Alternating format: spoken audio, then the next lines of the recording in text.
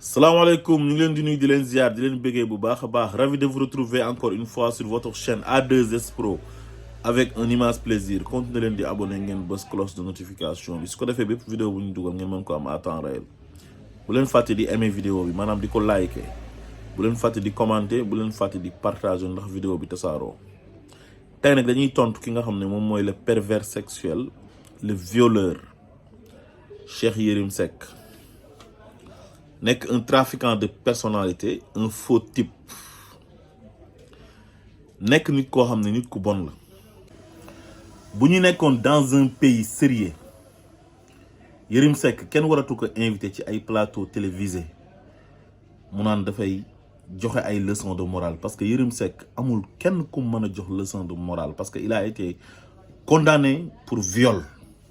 te loolu daf koy topp ba àdduna di tukki waaye nag malheureusement ñun Sénégal suñu médias yi xam ngeen ñu ci ëpp dañoo am ay émissions yoo xamante ni mu ngi tudd kaay saaga Ousmane Sonko émission yi noonu la waroon tudd parce que Yerim Seck duñ ko invité mukk foo xamante ni tey du wax ci Ousmane Sonko lu ñaaw plateau télévisé yu ci ëpp Ousmane Sonko suba Ousmane Sonko ngoon Ousmane Sonko guddi Ousmane Sonko bëccëg mais Yerim Seck tey xam ngeen ne bu ñëwee foofu di wax yenn allégation yi ngeen xam ne foofu rek la ko mën a waxee ak yeneen médias yi nga xamante ni dañuy xeex Ousmane Sonko naan ay Akhenaton ak Ousmane Tounkara ay saagakat lañ te Pastef lañ bokk yow nga ne grand journaliste nga ne analyste politique nga te yow xamoo sax ne Akhenaton amul carte membre Pastef xamoo sax ne Ousmane Tounkara amul carte membre Pastef ay sympathisant lañ nga ne saagakat yëpp Ousmane Sonko lañ àndal donte Macky Sall am na ay saagakat tudd fa Koura Macky ak Ahmed Suzanne Camara naan da ngay def affaire impartialité te gëmoo ci dara fépp fu ñu la invité pour nga diaboliser Ousmane Sonko la pour nga saaga Ousmane Sonko loolu rek moo la tax a jóg waaye lenn dinañ la ko xamal Yerim Seck mënoo ci Ousmane Sonko dara te Sénégal jaratoo fa dara te mënoo wax ba jarati ci kanamu Sénégalais yi dara yow parce que fenkat nga doo wax dëgg pervers sexuel nga dañ la condamné pour viol mu leer nañ mu dem ci émission bu ñu tuddee faram fàcc wax fa wax ju ñaaw joo xam ne ci xolam la ko tubbee parce que li mu wax noonu ci xolam la nekk mooy même bu ñu waroon a rey 90% des Sénégalais dañoo war a teg Ousmane Sonko ci yoon teg Ousmane Sonko ci yoon moom xam na ne dossier judiciaire yu ñu créé Ousmane Sonko yëpp ay fen la dara du ci dëgg ay complot la pour éliminer un adversaire politique moom àndul ak Macky Sall de Yerim Seck mais dafa ànd ak Macky Sall pour l'élimination de Ousmane Sonko parce que ni Ousmane Sonko mel moo ko neexul moo tax du toog mukk di dénoncer injustice bu ñuy teg ci kaw Ousmane Sonko mais daf koy enfoncer léegi nag bi Macky xamee loolu Macky collaboré ak moom parce que xam na ne kii dafa contre Ousmane Sonko personnellement waaye Yerim faralul Macky Sall comme ni muy toog naan ay Macky Sall sama xarit la non faralul Macky Sall parce que dafa gëm Macky Sall Yerim ku mu wax ne gëm na ko ku dul boppam dafay fen boppam rek la gëm waa ji bëri na tiitër mën na wanew te waa ji bu amoon taar sax ñu mën a wax mais ku ko gën a ñaaw ku ko gën a ñuul amut bëri tiitër buy wax di jaayu naan ni mel ni góor jigéen léegi ñu bëri dañu jàpp ne dafa ànd ak Macky Sall contre Ousmane Sonko mais dafa contre Ousmane Sonko gis ne Macky Sall tamit dafa contre Ousmane Sonko te yore na nguur yore na doole moom mu dem bokk ci combat bi ñu recruter ko problème am ak Ousmane Sonko lenn rek la Yerim dafa nekkoon Jeune Afrique Intelligent bëri tiitër ba bëgg a dee bu ñu ñëwee Sénégal di soq nit ñi di xànji ñëpp naan Yerim Seck borom xam-xam la Yerim Seck dafa mën a analyser te xamul dara Cheikh Bara Ndiaye ak Sa Ndiogou ñoo ko dàq analyser parce que ñooñu dañoo honnête bokkuñ ak Yerim bi nga xam ne c'est un intellectuel malhonnête léegi bi mu ñëwee Sénégal nag fekk Ahmed Ben Yamit dàq na ko ba pare ndax daf doon dem ci chef d'état africain yi di leen chantage boo ko gisee mu toog ci télé bi naan j'ai côtoyé pas mal de chefs d'état africain affaire yooyu noonu di tiitaru quoi te ñu ci bëri da leen doon chantage day ñëw ne daf lay defar reportage ci sa chantier yi xam nga chaque chef d'état da ngay am ay chantier xam nga su ko defee nga neexal ko xaalis boo ko neexalee xaalis mu def la à la une ci Jeune Afrique Intelligent te patron yi masu ko yëg léegi bi mu ñëwee ci Moussa Dadis Camara dàq ko comme ni ñuy dàqee xaj parce que xaj la ne ko ca xaj man mënoo ma chantage man naan ko dama ñëw pour defar sa image xawma lan ak lan mooy yëfam yooyu rek waxu tappaleem yooyu Moussa Dadis Camara doxul ci yooyu mu toroxal ko dàq ko mu dem ci Idriss Déby yàlla na ko yàlla yërëm Idriss Déby dàq ko ba pare au patron yam ne ko kii day ñëw ne dafay def ci reportage ba pare di ma chantage naan naa ko jox ay millions joxuma ko dara patron yam yëg ko nag dàq ko mu ñëw Sénégal nag di soq di sóob naan ay dama waxoon ne su ma amee 40 ans dootuma liggéey la ci kenn dafay fen dañ ko dàq léegi nag mu ñëw am ay ambition politique pour réewam mu créé benn mouvement yéen a ngi fàttaliku mouvement bu mu fi créé woon na fi benn mouvement dafa amoon ay ambition pour jiite réew mi parce que boobu moom jàpp na ne comme am na benn parcours bu baax nekkoon journaliste Jeune Afrique Intelligent mais bu nekkoon ku jub nekk nit koo xamante ni il est honnête mën na am Sénégal lu nekk parce que am na moment boo xam ne Sénégalais yi bëggoon nañ ko am na fu ñu ko tegoon fu rëy parce que amoon na jaar-jaar bi quoi waaye malheureusement dafa malhonnête beneen bi mooy il a été condamné pour viol far Ousmane Sonko na tëll nag bi Ousmane Sonko na tëll début bi moom amutoon benn animosité ak Ousmane Sonko parce que foogoon na ne Ousmane Sonko comme yeneen opposants yi simple yi rek la quoi yoo xam ne mën luñ Macky Sall dara quoi muy maslaay ak Ousmane Sonko sax mas na dem bureau mu koy laaj naan ko waaye Ousmane yow nga ne boo yoree Sénégal nan ngay def ba régler problème bi Ousmane Sonko ne ko gars yi lu ñuy sàcc ci impôt rek mën naa ci régler problème mu Sénégalais yi te loolu moom daf ko gëmoon bu ko Ousmane Sonko waxee loolu Ousmane Sonko bi muy def cérémonie dédicace su livre am moom bokkoon na ci sax ñi mu invité parce que Ousmane Sonko boobu jàppoon na ne kii jotewul ak man dara mais jour boobu nag la commencé mel ni kuy am benn jalousie envers Ousmane Sonko en tant que un grand journaliste analyste politique bu ñuy wax mais yow côtoyé nga pas mal de présidents africains ba pare couvrir nga tamit ay sommet CEDEAO sommet Union africaine yu bëri quoi mu jàkkaar ak Ousmane Sonko au lieu que mu laaj ko li nekk ci livre bi parce que Ousmane Sonko dafa bindi benn livre solution ne lii nii moo teree développé Sénégal lii mooy tax Sénégal tegu ci raay bi développé loolu la Ousmane Sonko bind ci benn livre tuddee ko solution au lieu que mu xool li Ousmane Sonko bind ci livre bi mu décortiquer ko laaj ko ci poser ko ci ay questions mu ñëw di dugg ci vie privée am naan ko sa jabar yi dañuy muuroog ay ibaadu nga ak yooyu boobu nag la commencé yëfu saay-saayam bi Ousmane Sonko foofu tontu ko nag tontu bu jaar yoon mu koy laaj ay si ban tarixa nga bokk ak c'est-à-dire pour jaxase ko ak tarixa yi mel ni Sénégal daal yow boo fa nekkee nekk ku siiw wala nga nekk homme politique tu es obligé nga nekk ci benn tarixa te yàlla ne na fa man shaa fal yu'min wa man shaa fal yakfur ku mu neex nga gëm ku mu neex nga bañ a gëm bu la neexee nga gëm tarixa bu la neexee doo gëm tarixa du farata du sunna du force tamit donc ci noonu la commencé après Ousmane Sonko nag commencé am benn ascension léegi nag jalousie bi di commencé di gën a yokk parce que moom ni Ousmane Sonko mel moom noonu la bëggoon a mel malheureusement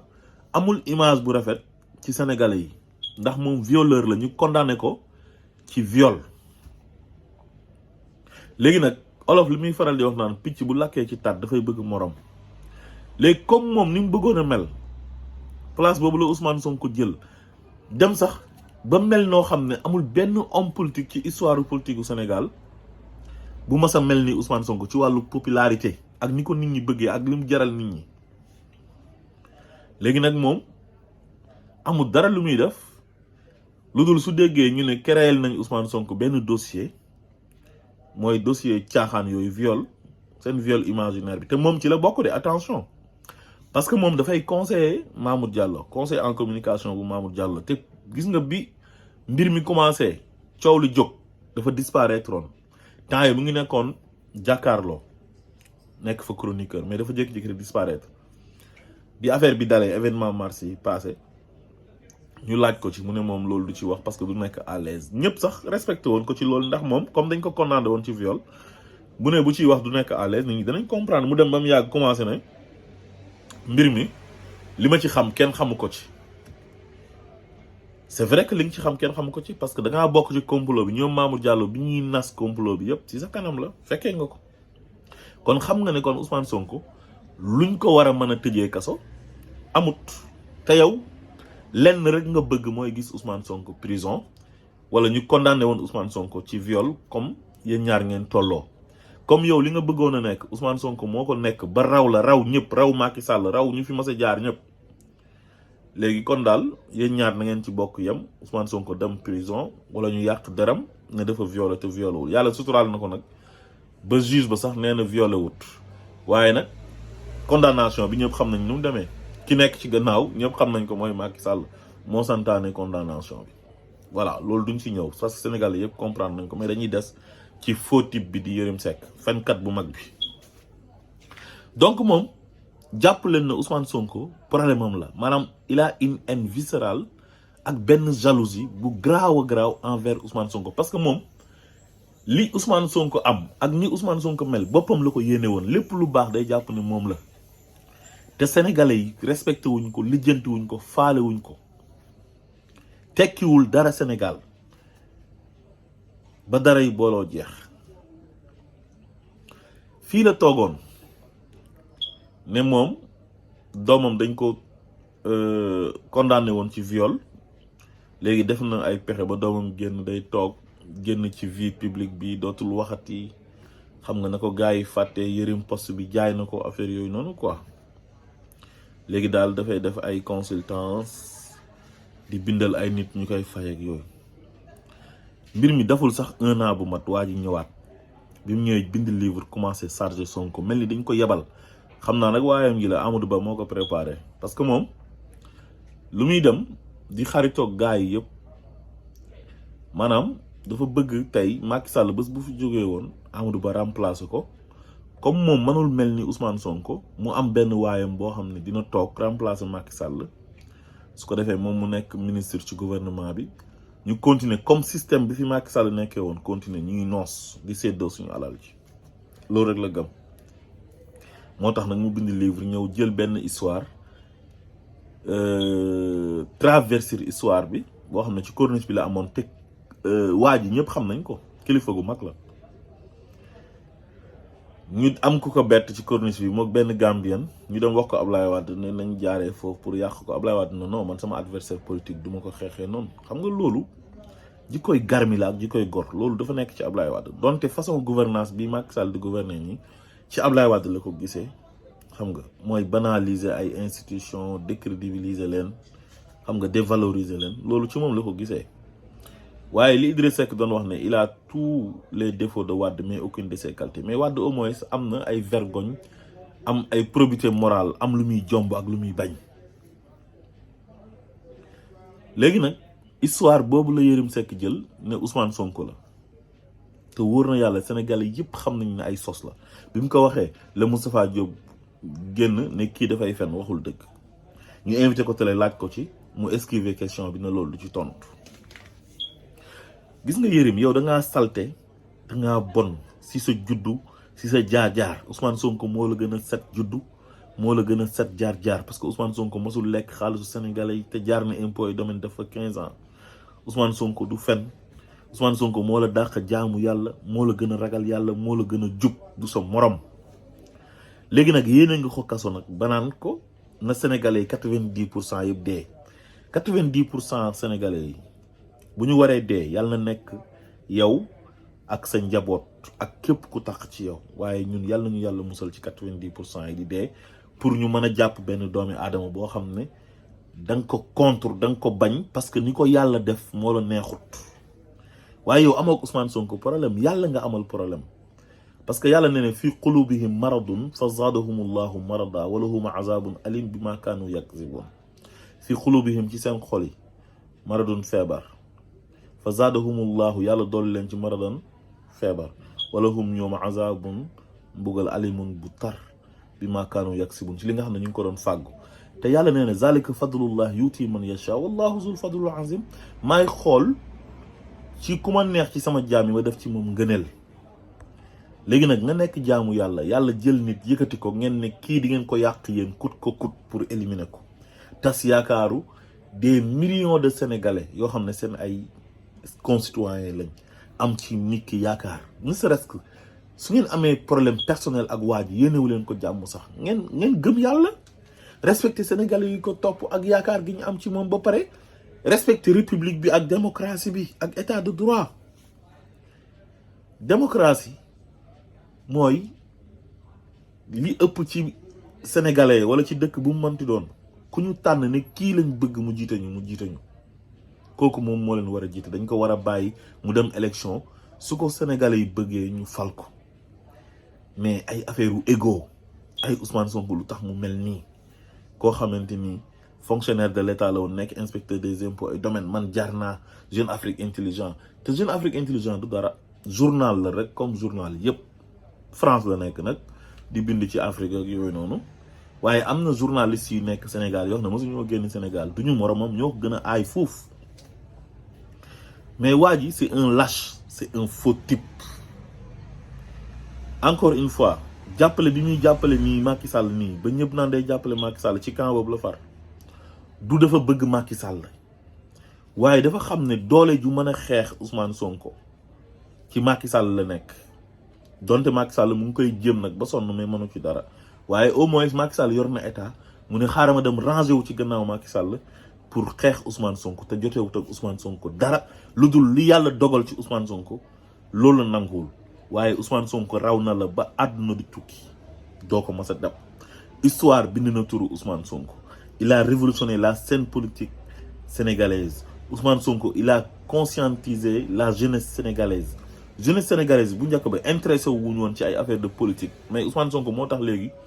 jeunesse bi yëpp dañuy bàyyi xel politique bi xoolal élection yi passé taux de participation bi ñu ci ëpp ay jeunes la ñuy nekk di wax ci politique bi te bu njëkk ba jeunes yi daawuñ voté xamuñu woon sax li xew mais léegi enjeu yëpp lañ xam politique bu baax maîtriser ko donc loolu moom moo la métti ni Ousmane Sonko mel noonu nga bëggoon a mel te yàlla dogalu ko ci yow te nga ne nag li yàlla dogal nga ne doo ko nangu waaye sa xol bi dina dagg dina dee Ousmane Sonko nga ne da nga bëgg ñu jàpp ko tëj ko kaso 90% sénégalais yi dee pour ñu tëj Ousmane Sonko moom kenn rek yow daal Ousmane Sonko da nga ko bëgg a gis kaso quoi way loolu moo la gënal quoi comme nga xam ne après léegi jeex na moom yàq nañ àddunaam quoi nga jàpp ne yéen suñu yàqee àdduna Ousmane Sonko après yéen seen àdduna daf ciy defaru da ngeen di fen waxu leen dëgg billahi wallahi watallahi Ousmane Sonko lu yàlla namm ci moom su fekkee ne war na amul benn mbindeef bu ci mën dara ku koy xeex sax doo ko fekkee mais nag yéen dama leen a yërëm xam nga lu tax ma yërëm leen mooy ne yéen seen profession mooy destruction de l'homme maanaam yéen yàlla dafa bind doomi aadama wax ne wala xadd karam naa bani aadama wa xamalnaahum fil barri wal bahri wa razaqnaahum min at-tayyibaat mais yéen ngeen ñëw ne ki yàlla bind tagg ko mu nekk sama moroomu nit comme man ni ma nekkee nit kooku nekkee ko nit ma ne léegi man dinaa yàq kooku addunaam ndax ay mbiru àdduna ay mbiru ay nekk président maanaam Ousmane Sonko nekk président loolu lañ ko yéenewul ñoom dañoo soxor loolu rek moo leen jàpp seen wax yu ñuy wax yëpp loolu rek la acharnement bi yëpp ci kaw Ousmane Sonko diabolisation bi Ousmane Sonko dafa war a nekk président bu leer nañ ñi tey bu ñu ko bàyyi woon tey mu dem élection suba bu élection amoon te day nekk candidat par force day gagné te duñ si mën dara parce que le peuple est souverain bu Ousmane Sonko demoon élection day nekk président facilement day yóbbu parce que l'écrasante majorité des Sénégalais Ousmane Sonko lañ bëgg léegi nag ñoom seen ñàkk jom ak seen mbon au lieu que ñu nangu lu yàlla dogal ñu ne duñ nangu lu yàlla dogal mais dañuy xeex waa ji dem leen ci ba xam ndax yéen waa ji su fekkee yàlla namm na ci moom dina nekk président ndax yéen mën ngeen ci dara salaamaaleykum wa rahmatullah